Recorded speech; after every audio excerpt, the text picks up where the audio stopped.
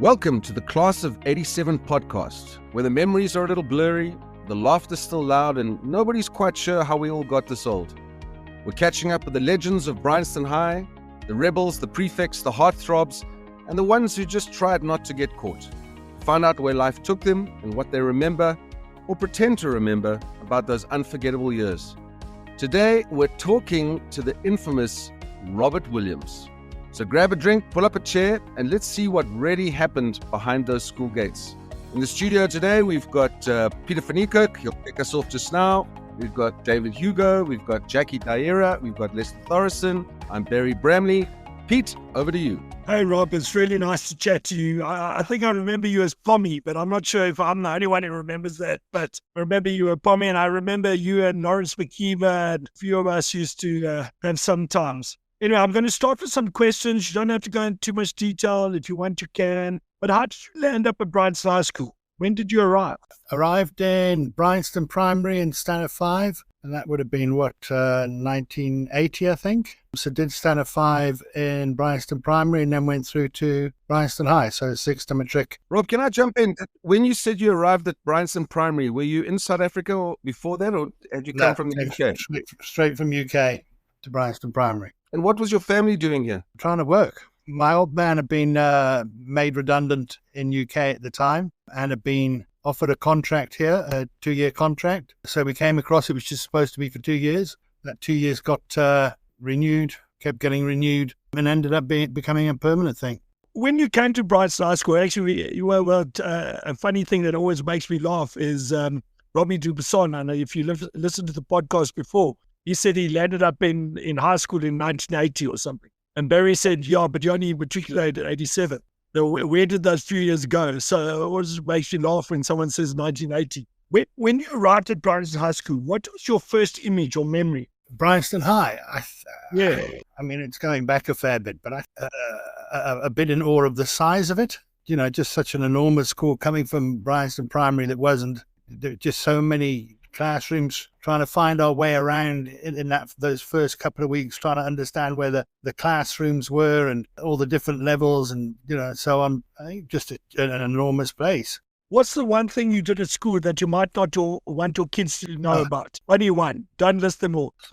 We took off most Fridays in matric. Didn't really think it was necessary. So we'd go, myself and Steve, Nick, we'd go into Hillbrow, go and play snooker, go and have a few beers. But we didn't do a lot of Fridays.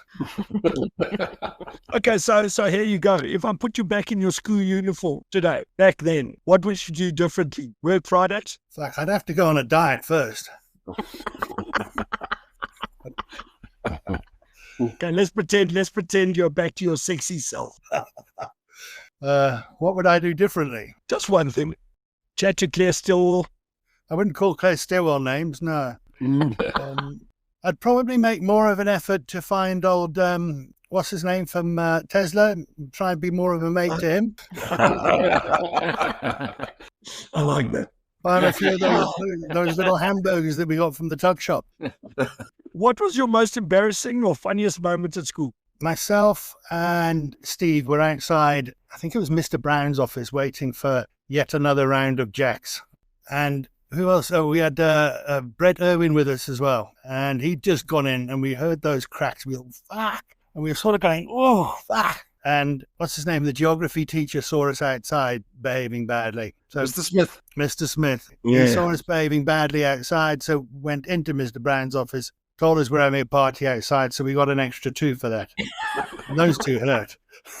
I'm not sure if that's embarrassing or funny, but I know they hurt. Yeah. Were there any detentions, suspensions, or near misses we should know about? I feel like we should ask about the near misses rather than detentions, suspensions. I did get away with a fair bit, but I can't remember doing many detentions. I got jacks most of the time. Yeah, I think the suspensions, detentions were for the girls. And then my last question. Hold on, Pete. Rob, did your time make it all the way to matric? No, there was hardly anything left of it.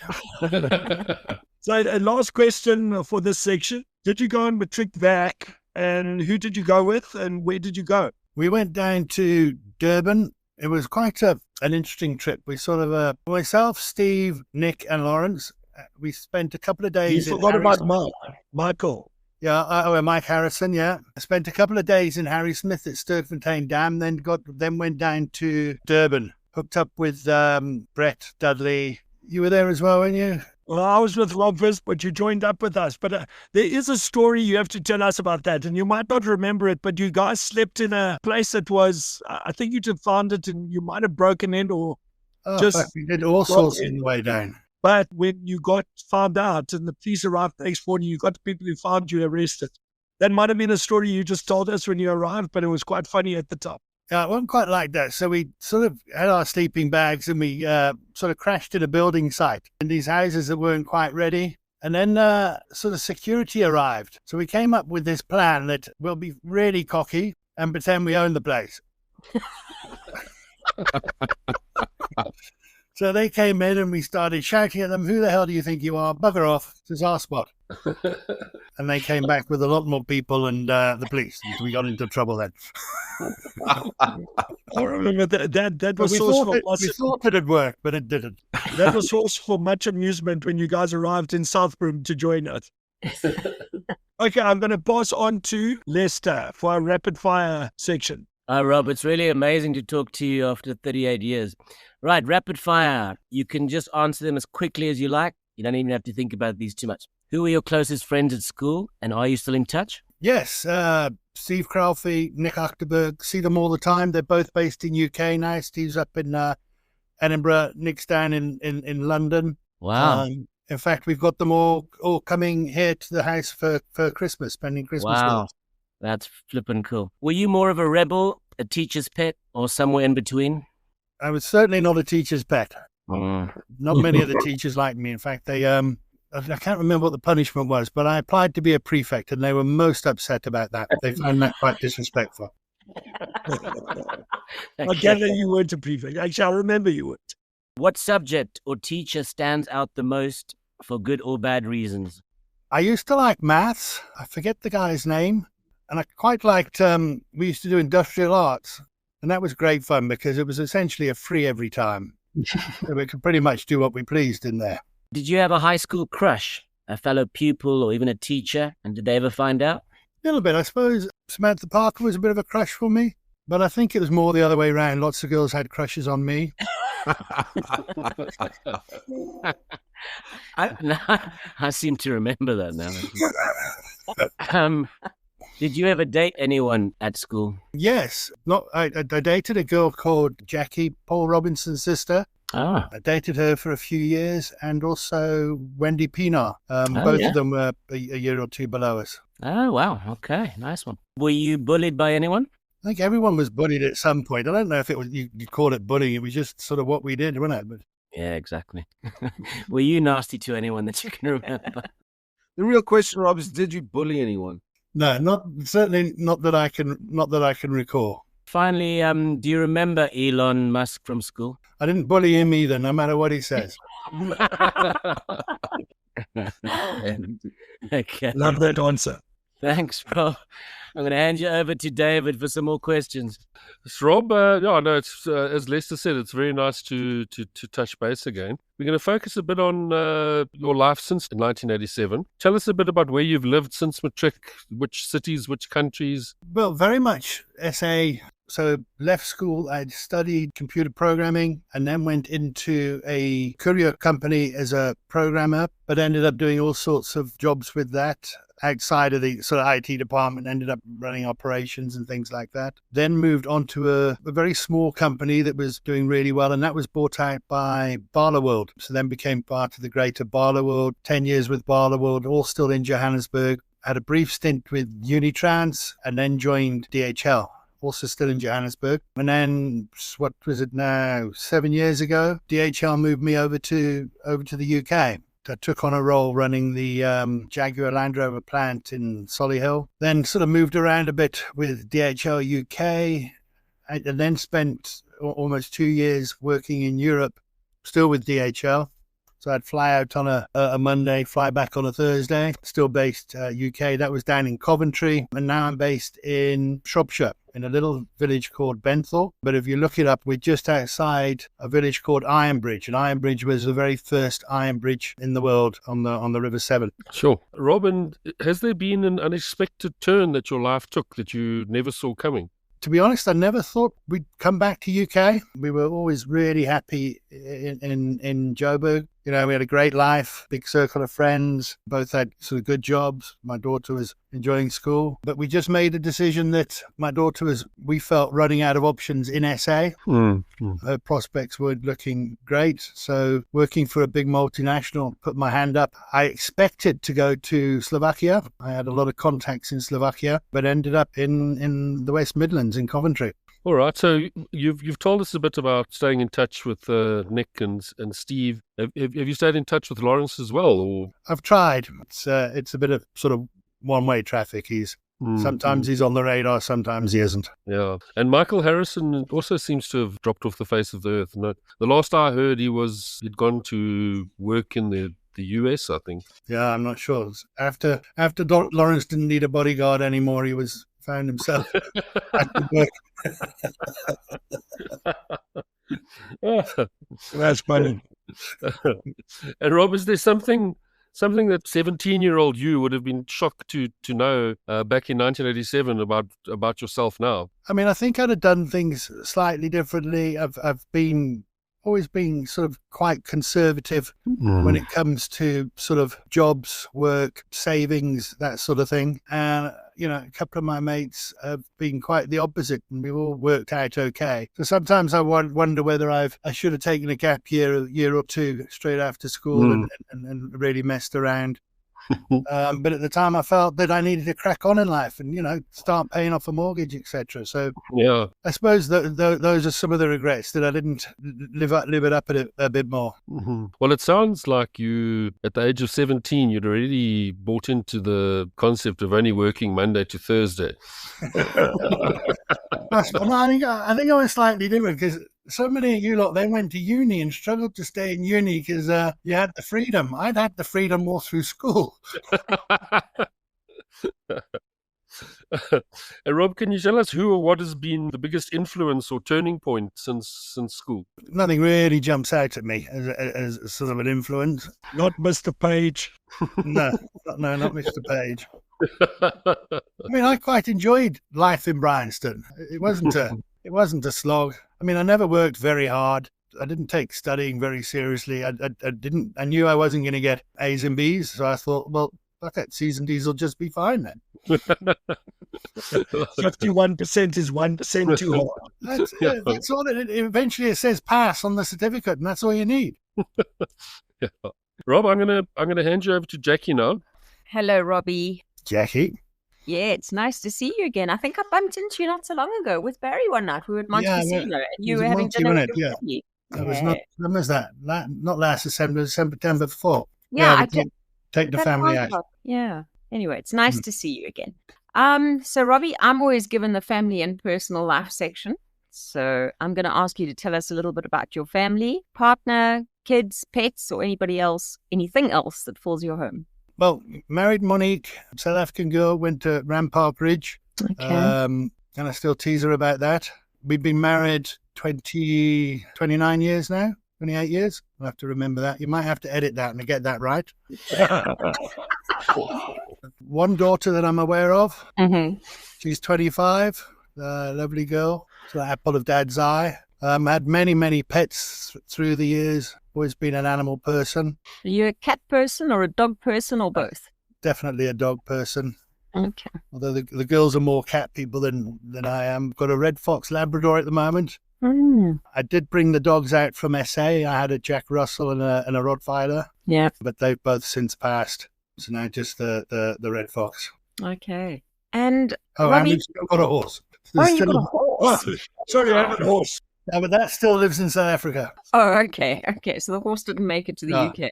No, it's too expensive to bring that over. So money goes over. Just racing on the weekend or what? Feed the horse bloody carrots.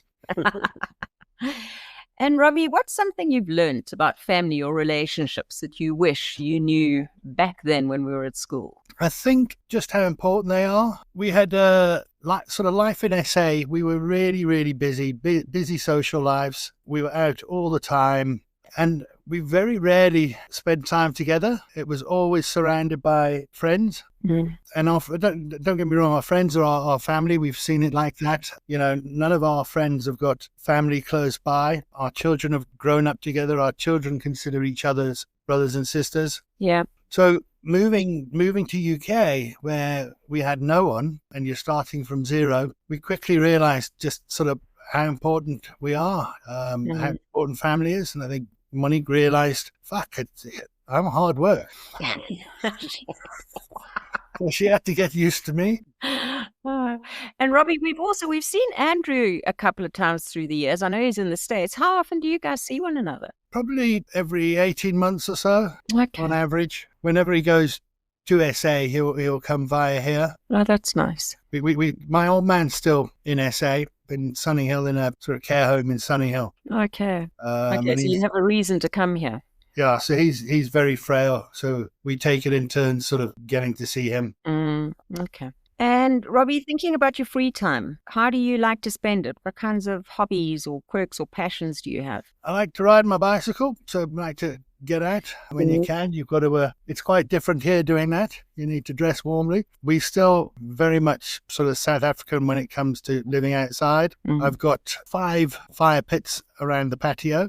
Oh, wow. So we're outside all the time still. We'll be outside all through Christmas and New Year. Oh, that's divine. We've got loads of, my neighbours are a bit like me in that we're sort of these crows. When a tree comes down, we're out there with the chainsaws, chopping it up, storing all that wood so we can burn everything. It sounds really cozy. I'm sure it's lovely. Rob, I see you on Strava from time to time. When you go riding, do you have a group of people you ride with, or just on your own? There's a club down the road. The next village down is called Bridge North, and they've got a decent cycle club, so I go out with them. It's much easier doing it with a club. You learn all the different roads and better routes, and you get to meet new people. So it's always nicer doing it with a club. Robbie, my last question for you. Have you ever had a life disaster that you wouldn't mind telling us about? Not really. I suppose the only thing that jumps to mind, I left Barloworld. I'd spent 10 years at Barloworld, very happy there, built a decent career there. And Unitrans had sort of headhunted me. I joined Unitrans, and that was a sort of culture fit that just didn't work. So I was there for a year, very unhappy. They paid incredibly well, so threw loads of money at me, but I had no life. Yeah. And I think it got to a point where, I had to give it up. I was not seeing the girls at all. And even if I was, we go out for dinner, my phone wouldn't stop ringing. So that was a bit of a life lesson that try and find the balance, that work-life balance. Yeah. Well, great that you could get out of that situation. One more question from me, Robbie. If you could go back and give your younger self one piece of career advice, what would it be? Learn Excel early. Sounds like a good one. Okay, I'm going to hand back to you, Pete. Listen, which one are we doing? Fun and slightly naughty section. We've skipped the other one out. Rob talks too much. So he's answering. No, 100%. Listen, when we were young, it wasn't called Excel. I think it was called Lotus 1, 2, 3. Lotus 1, 2, 3. Yeah. Listen, okay, this is a fun and slightly naughty section. So you clearly have matured a lot, because I'm not hearing the same Rob I used to know. No one will agree with you. Just gravitate back to where you were. Any secret talents or party tricks your classmates never knew about? I can fart and burp at the same time. That wasn't the one we wanted to know, but okay, well done. Is there anything that could have been considered criminal that you did back at school? I'm convinced that many times I was behind the wheel with more than 2 beers under my belt. Well, listen, I was in the car. So I think you're right. I mean, we were passing 6-packs around. Which teacher would you most want to have a drink with now? And what would you ask them? I'd probably like to have a beer with Mr. Page and just sort of unpack how he saw things from the other side of the table. Could he see potential in us, or could he just see what a pain in the ass we were? Oh, what a pain in the ass he was. Oh, he was And then lastly, what was your go-to outfit? It's more a trick question because they had the shoulder pads and the bullshit. But most guys just said they tucked their jerseys in and acted cool. So what was your kind of go-to outfit? I've heard you ask that question. I'm trying to remember what we wore in matric. I mean, I remember those days when we had the red and white instinct trousers and kung fu shoes. But I can't remember what I wore in matric. I mean, if I could wear shorts, and I'm wearing shorts now, if I wear shorts all my life, I would. So, Rob, I can tell you that you, believe it or not, were a bit of an influence to me when it came to dress. And certainly Chinese slippers were something that you introduced into my life. I wanted to be your friend and I wanted to be cool like you were. I would never admit that, although I am right now on a podcast. But I know you wore Chinese slippers. There is no doubt about that. Well, my daughter will be cringing and believing that people would follow my fashion sense. Yes. My daughters will tell you that I have no fashion sense, so I definitely then followed you. Listen, with a beard like that, you have a fashion sense. I'm not sure it's a good fashion sense, but it's a fashion sense. Okay, I'm going to pass you on to the next rapid fire section. I'm not sure who's doing this. All right, Rob, let's go, buddy. If you had to describe your life since 1987 in a headline, what would it say? Beer and friends. Who at school did you think was most likely to end up making headlines? Good or bad? I was good mates with Stephen Gullen. He had a unique way of getting himself into trouble. Yeah. Have you seen him on that point? Have you seen him on Facebook? Yeah, I follow Steve on Facebook. He's had a total life change. I actually would love him on the podcast, to be honest. Yeah, I used to go around his place after school and stuff like that. Mm. And he had an older brother, Michael. Yeah, I'd be fascinated as well to talk to Steve. Rob, who was the biggest class clown during your time at BHS? No, listen, you can't say Rob. I think he's on your right, isn't he? Yeah, exactly. Next, did you ever sneak out? Oh, we know this. Fake a sick note. No, sorry, just for the podcast, he's referring to Barry. Yeah. And now Barry's putting me the bird, or whatever it's called. How did you get away with this Friday party every I week? think the teachers were quite happy that we weren't there. Yeah. No, we had a very easygoing head boy who just allowed everything. So, Rob, while we're talking about Fridays, I don't know if you were part of this, but I had a red beetle, as you know. And Yeah, I remember we used to run up to your house and get it before your folks got home. That's right. And I don't know if you remember, we once drove it down the road. It was raining. I spun it off the road and the wheel burst because it had been sitting around for so long. And one particular Friday, I thought it was just Steve on his own, but it was a Hillbrow trip. So I imagine that you and Nick might have been there. But Steve came back from Hillbrow with a Beetle wheel that saved my life in terms of my parents finding out, because the car had been on bricks in the front right corner so that no one could see that it was sagging because of the flat tire. And we were able then to push it out of the garage, change the wheel, put it back. And I think no one was ever the wiser. So do you remember that moment? I vaguely remember fixing it. I can't remember where the wheel came from. All right. Those Beetles were fun though. Steve had one as well. And I Yeah, he remember did. I don't know if it was yours, but we were in one in Lone Hill going round the corner and we rolled it. So we ended up on the roof. We all climbed out the windows, beers still in hand, hadn't spilt anything, whipped the car back onto its wheels, jumped back in and carried on. Yeah, that must have been Steve's. Wow. There was also not Clinton. Clinton Murray, yeah. No, he comes to the clans. He's got that metal shop. He had one with a big whale tail. Linton. You're talking about Linton. Linton. I was always very jealous of that one. 2 more rapid fires. If we looked inside your school bag in 1987, what would we find, Rob? Crib notes. And what's one thing that still makes you feel 17? I suppose, How's your sex life, in other words? it's about as frequent as it was then. And it lasts about as long.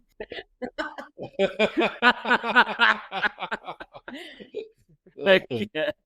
All right, Rob, second last section here. You're going to have to do a little more deep thinking than maybe you've done so far. But how do you think Bryanston High shaped who you are today? It obviously has a massive impact on who you are. You know, those sort of 5 years are the biggest impact influencing years of your life, I think. It molds who you are. It shapes your friends, and these friends I've had and I've stayed friends with. I've heard a lot of people say that it wasn't a great school. I thought it was a pretty good school. I got, I think, a very good education from it. I came out of there a better person than I went in. I'd learnt a bit, and I sort of got a sense of who I was and what it is I wanted to do. I can tell you, I was driving with Jackie the other day, and she pointed out to me as we drove past Brian Evan, Bryanston Primary and Bryanston High that all three of them are in far better condition today than they were when we were at school. So I agree. I don't think it was a terrible school at all, and it's still a great school as far as I can see. Yeah. And then, Rob, this is not about you. This is about today's Bryanston High matrics. But if you had to give one piece of advice, and I know that you gave a piece of advice to yourself at 17, but if you think about today's environment, what you've been through, and you were to give a piece of advice to today's matrics of Bryanston High, what would that be? Don't sweat the small stuff. Yeah, nice advice. All right, I'm going to take... That's why everyone says that, right? Yeah, it's so... Use it. Yeah, almost everyone so far has said something like that. Rob, this is normally Pete's spot, so Pete might have a bit of anxiety here, but I'm going to hand you over to David for the last section. So happy that I've been promoted. Well, you couldn't do a worse job.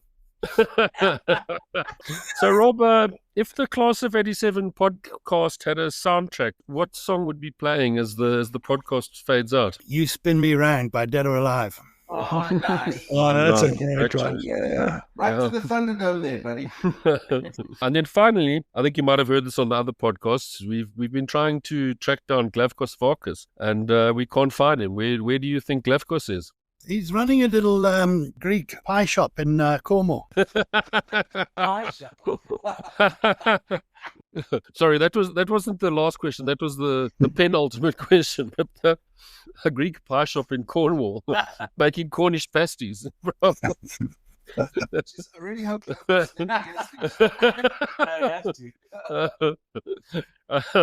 Rob, who would you like us to interview next, and how can we get in touch with him? I nominate Marianne. Too late. We've had Marianne this week. We finished Marianne. Last week. Oh, have you We done just it haven't already? released it yet. Yeah, I haven't released it. Can you do someone else? Okay, then you'll have to do Steve. Yeah, I think Steve's a great choice. Yeah, Do you have a way to get in touch with him, Rob? yeah. I'll send you his number. Thank you. Yeah. Listen, I would love it. I would He's love to on the interview group. He's on the WhatsApp group. Oh, okay. I would love your brother to come on. He looks like he's got an interesting life there in the States. I'm sure he'd be keen to. You know, I think he'd be a great one. Look, I think he might have to be minus his missus now, because if I follow him on Facebook, he's now a single agent, but I think he'll be quite cool. Yeah, he's getting that 17-year-old sex again. All right, Rob, thanks so much. We really appreciate your time today. Rob. It was, Thanks, Rob. Yeah, thanks, Robbie. Thanks for having me. It was fun. And that's another walk down memory lane with the class of 87. We're older, wiser, and still laughing at the same old jokes. Thanks for listening, and remember, you can leave Bryanston High, but Bryanston High never really leaves you. Until next time, stay cheeky, stay curious, keep the stories coming.